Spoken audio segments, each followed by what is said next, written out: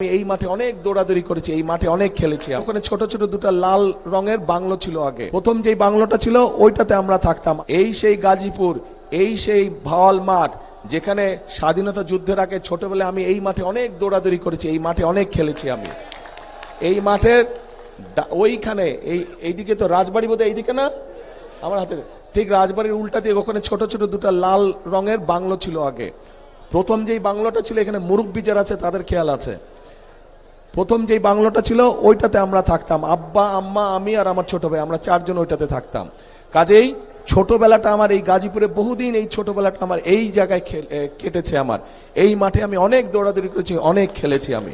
কাজেই গাজীপুরের মানুষ কাছে আমারও একটি হক আছে। আমার শিশুকাল আপনাদের সাথে কেটেছে, কাজেই ওই হিসাবে আপনাদের কাছে আমারও দাবি থাকলো ধানের শীষকে জয়যুক্ত করার জন্য।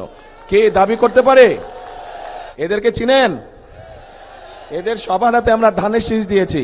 কিন্তু এই যে যেই কাজগুলো বললাম, এই কাজগুলো যদি আপনাদের উপকারে লাগে মনে করেন, তাহলে এই মানুষগুলোকে ধানের শীষ দিয়েছি, এই ধানের শীষকে জয়যুক্ত করতে হবে, এই মানুষগুলোকে জয়যুক্ত করতে হবে।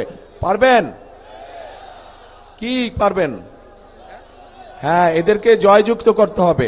এদেরকে যদি জয়যুক্ত করা হয়, তাহলে এই যে খাল খননের কথা বললাম, এদেরকে যদি জয়যুক্ত করা হয়, তাহলে যে ফ্লাইওভারের কথা বললাম, এদেরকে যদি জয়যুক্ত করা হয়, তাহলে শ্রমিকদের আবাসনের কথা বললাম, এই সবগুলো কাজ, এই যে নারীদের জন্য ফ্যামিলি কার্ডের ব্যবস্থা, কৃষক কার্ড, এই সবগুলো কাজ করা যাবে এই ধানের শীষ যাদের হাতে তুলে দিয়েছে এদেরকে জয়যুক্ত করলে পরে।